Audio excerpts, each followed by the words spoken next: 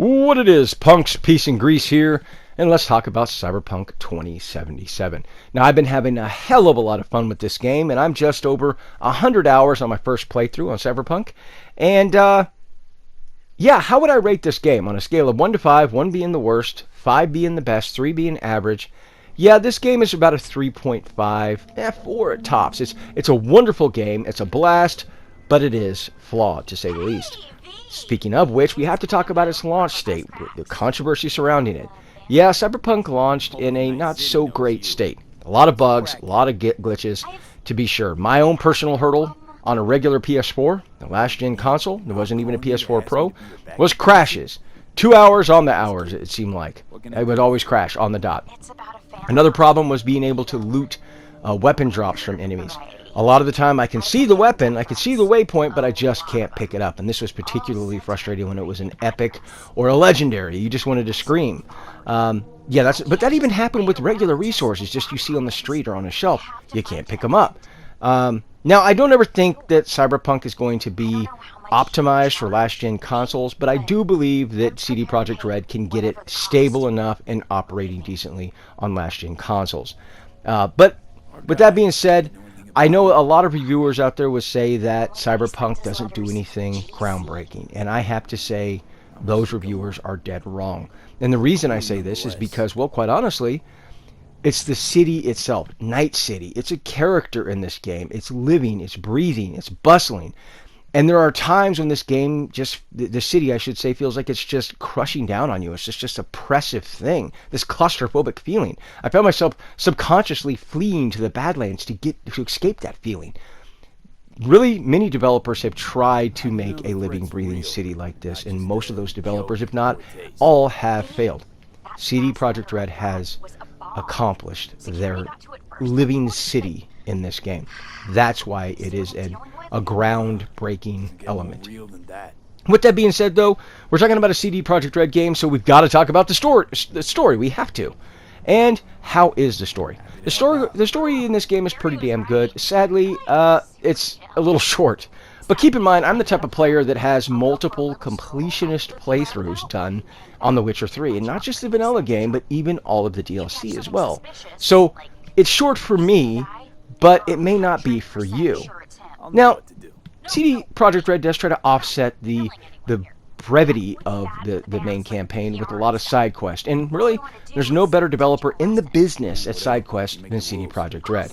You're going to find side quests that are gut-wrenching, side quests that are heartbreaking, side quests that are hilarious, and side quests that are any combination of those. But at times, it does seem like the main campaign leans pretty damn heavy on these side quests, like they're a crutch at times. Not always, but at times, that's certainly the case.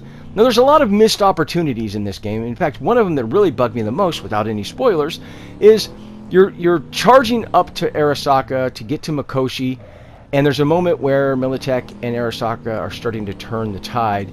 That should have been the moment wherein, if you did all of these characters' quests to completion, they should have, in a cinematic, showed up. River, Judy, Carrie, all of these characters should have showed up. Like, yo, hey Pete, hey B, we ain't gonna let you go out that way. We got your back. You know, in one of those big hell yeah moments. And it just doesn't happen here. But if I was most concerned about Cyberpunk, I would have to say that I'm concerned about the future of Cyberpunk. And the reason I say that is I have no earthly idea how the writers are going to reconcile all of these endings. Some of these endings are vastly different from one another. So I have no clue how they're going to be able to reconcile all of them. And that's where I'm starting to get a really kind of big fear about this. And the reason I say that is because I'm fearful that what CD Projekt Red is going to pull is they're going to pull a Dragon Age. Now, if you're not familiar with what I'm talking about, Dragon Age is a franchise by BioWare, and every single game has a different protagonist. So, for example, the last Dragon Age was Dragon Age Inquisition, and it was our Inquisitor. BioWare is currently working on Dragon Age 4, whatever that's going to be called. That's going to have a completely different protagonist, and maybe, if we're lucky, we'll get a little cameo from our Inquisitor, and that's it. Now, I hate when developers do this. I think it's lazy, and I don't know if it's that they're fearful over continuity. I don't know what the issue is, but I hate it. It just feels cheap and it just feels lazy, and I'm fearful that that's the direction that CD Projekt Red is going to go with Cyberpunk. In fact, I'm starting to fear that we're probably not even going to see V in any of the DLC for this game. And I can already hear the response from CD Projekt Red on social media right now. And that is, V's story has been told. V's story is complete. There are hundreds of unique characters in Night City for their stories to be told. And I can already hear that. I hope I'm wrong. I hope I'm dead wrong.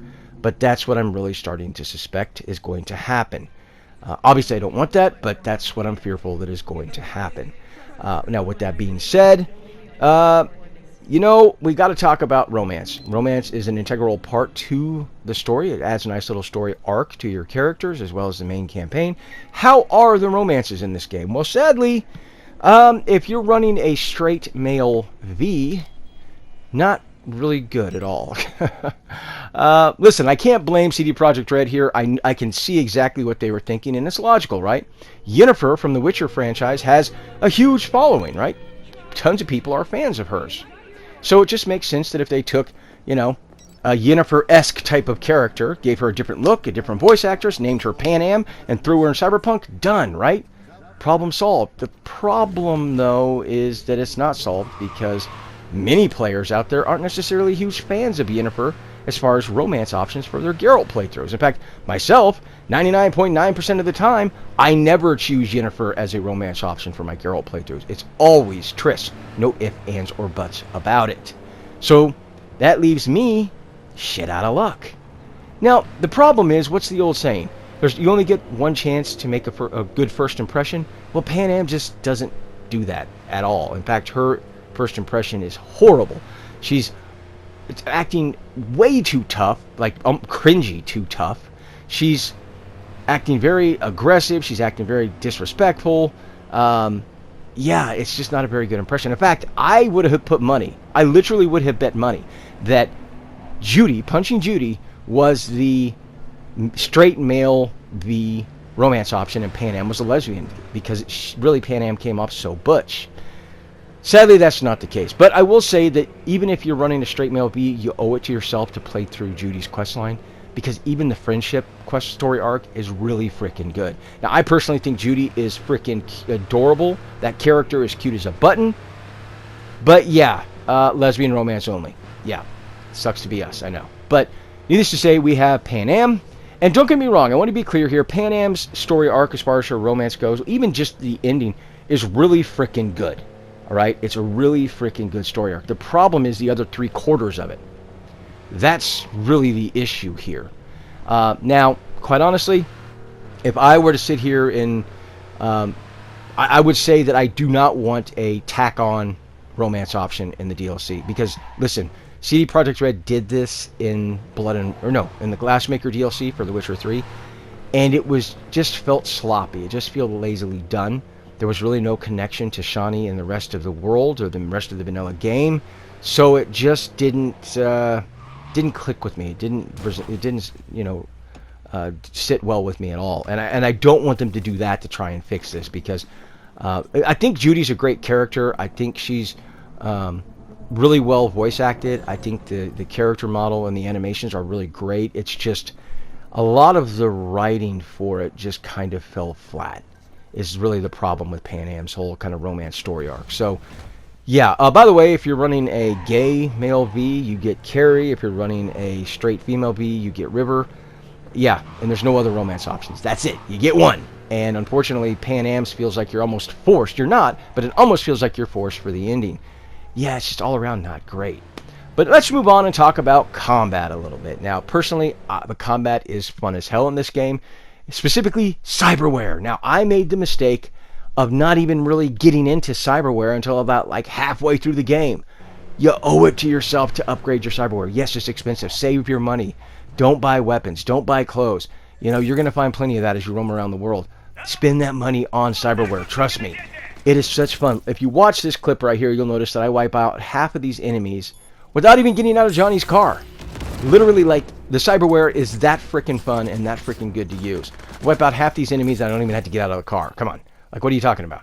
So, yeah, you owe it to yourself to upgrade your cyberware.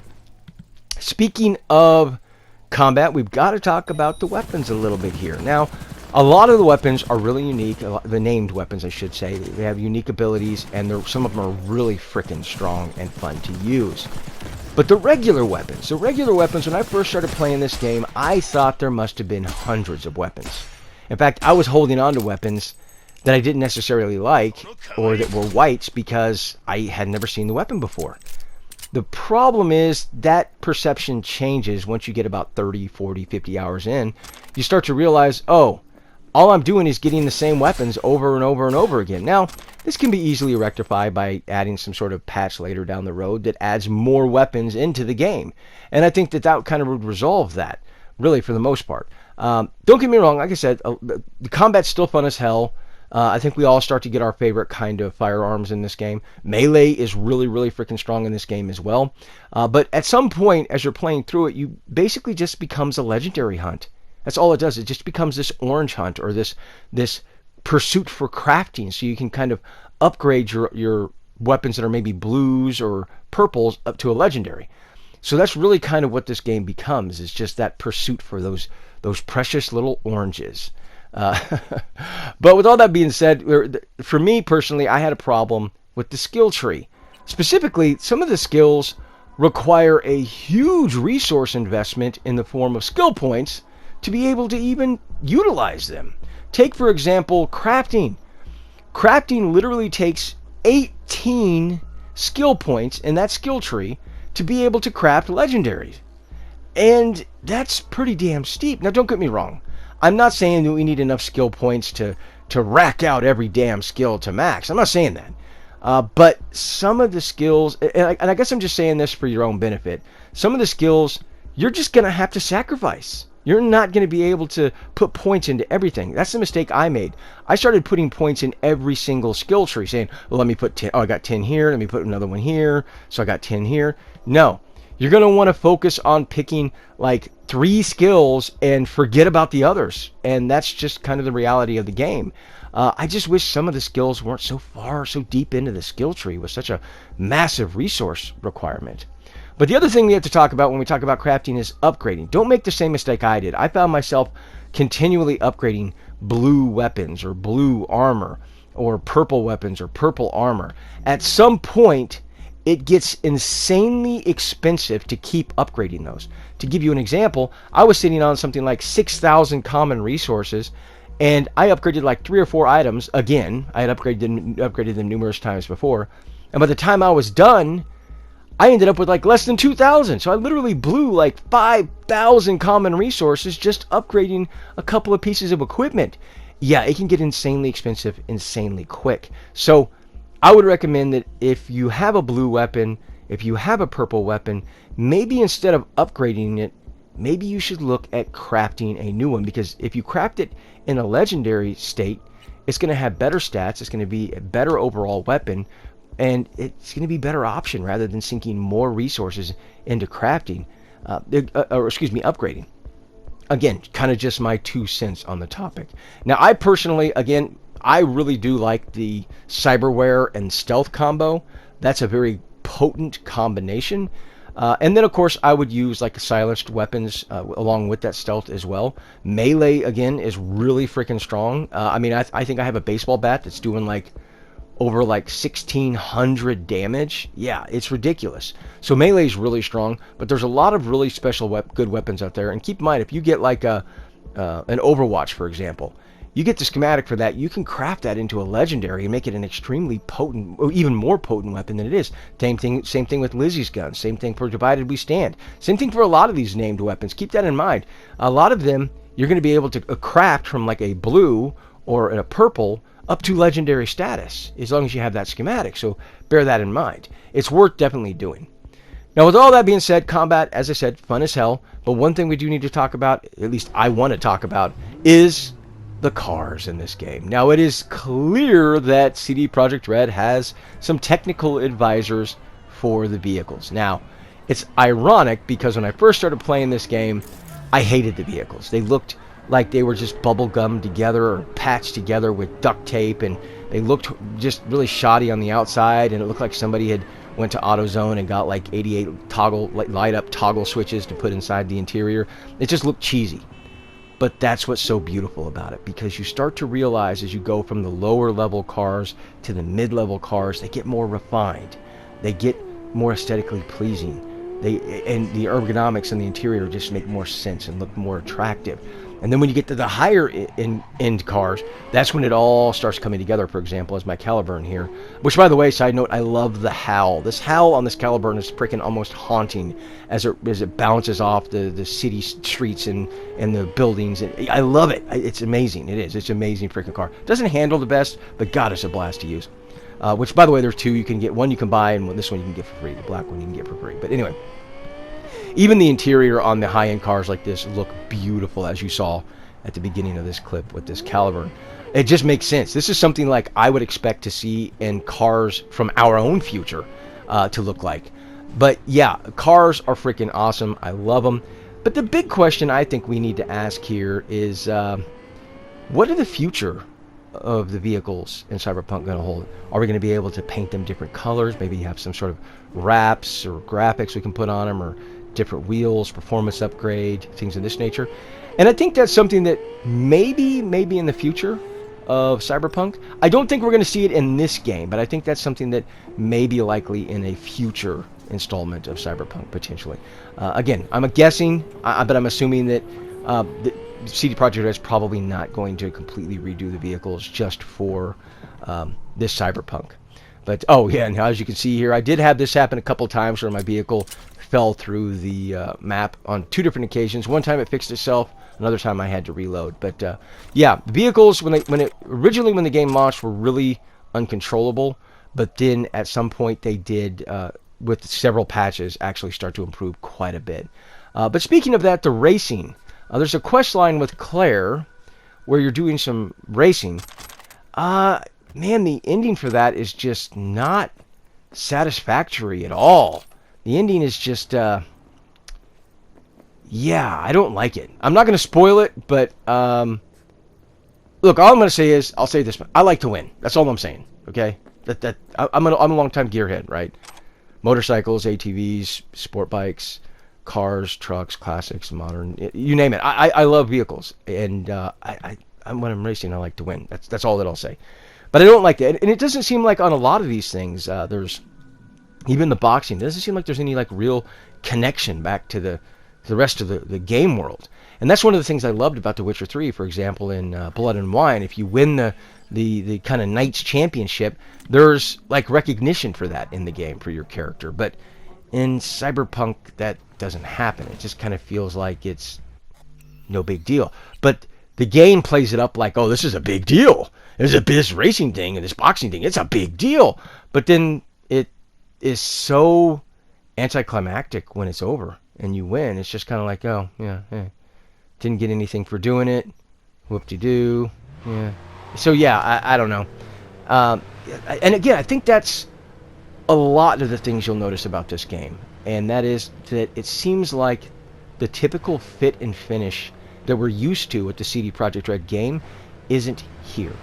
It feels lacking. There are several points where you'll feel overall that this just feels kind of lacking. For example, River's kind of quest, his whole quest, when it's all said and done, it just feels anticlimactic. Like there's like no satisfactory wrap-up. And a lot of things feel that way. And I think this may be due to the rushed release on Cyberpunk.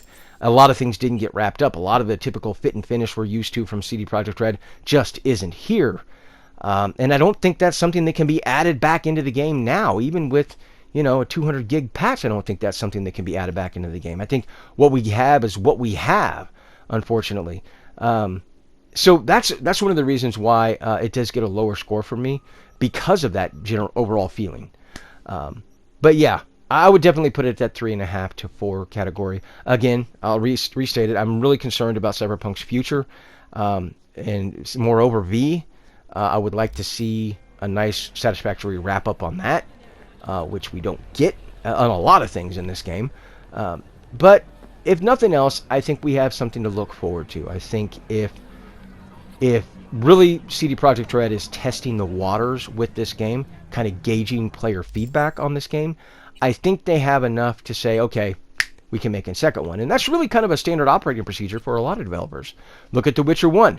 It's a good game to play to kind of get a context for all these characters and where everything started. But Witcher 2 is kind of where CD Projekt Red pulled out the stops. Same thing happened with the Mass Effect trilogy. Mass Effect 1, great game, good to play for context to get an understanding of where it all started, where all the characters are going. But Mass Effect 2 is really where BioWare pulled out all the stops. And so I think we can kind of expect the same thing with Cyberpunk. Cyberpunk 1, overall good game, good to get kind of an idea of where everything started and the feedback, but hopefully in Cyberpunk 2 is where they'll pull out all the stops. I know we're even talking about Cyberpunk. We're talking about Cyberpunk 2, and we haven't even got the DLC yet. But anyway, we'll have to kind of wait and see what that is. But let me know what you think down in the comment section below. I respond to everybody that does. Now, this is, by the way, this clip is Blue Moon's quest. If you reconcile Carrie with Uscracks, you'll get this quest from Blue Moon. I'm going to let it play, but I'm going to shut up and let that happen. If you want to watch it, I do let Blue Moon die in one just to see the reaction of Red Menace, and then in another I actually do as intended. But until next time, peace out.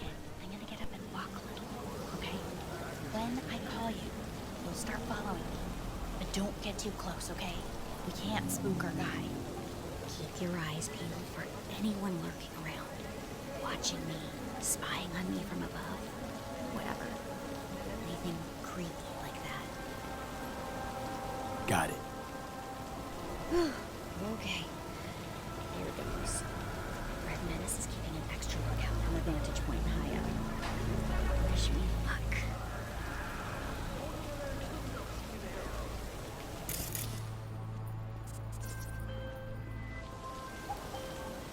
Okay, you can go.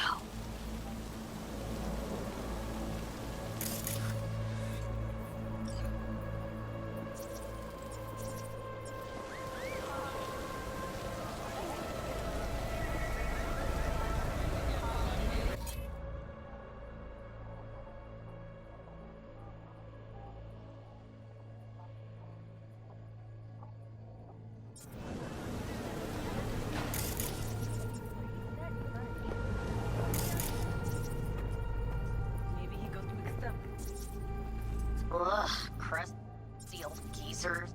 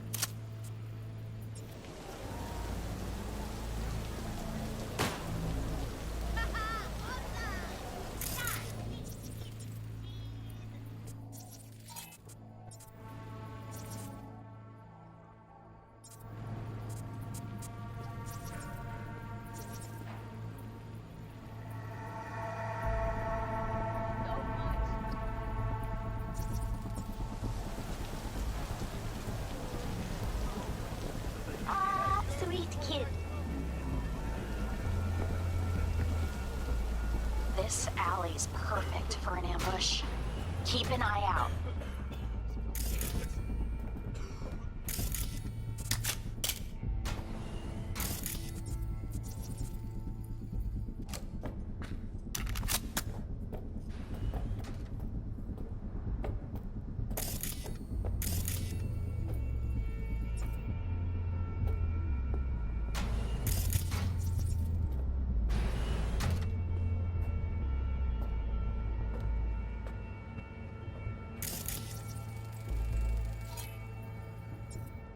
Okay, one last shot. If he doesn't show, we're calling it quits.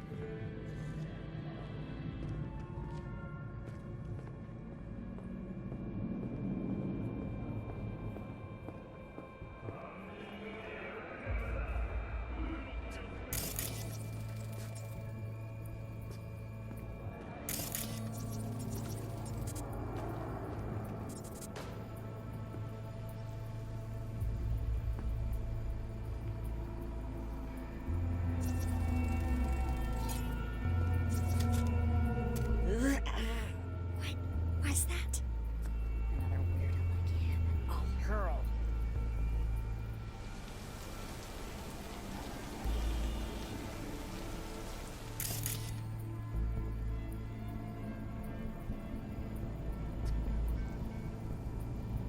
Look, we've been everywhere. Maybe he isn't here. Let's just forget it, V. I'll tell Red Menace to pick us up.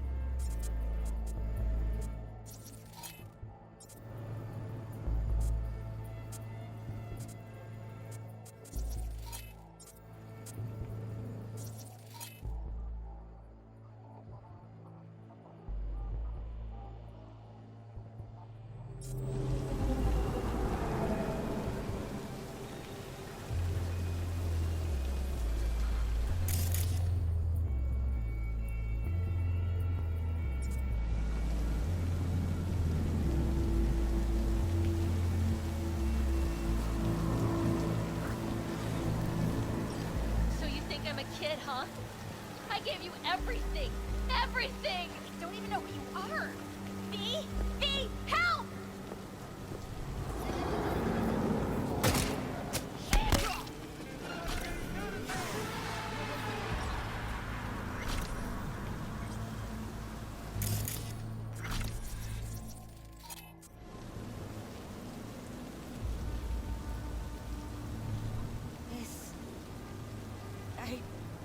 I can't believe this. You were supposed to protect her!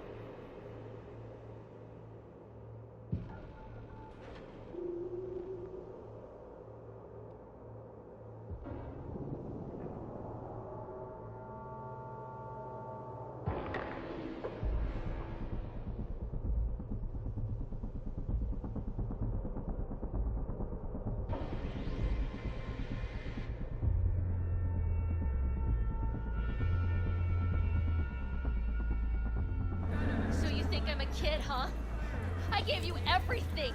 Everything! I don't even know who you are! V? V! Help!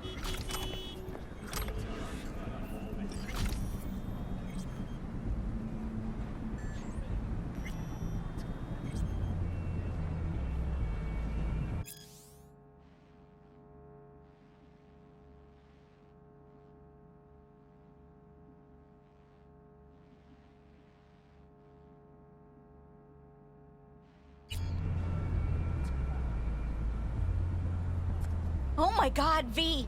Thank you so much. Don't mention it. It's what I was paid to do.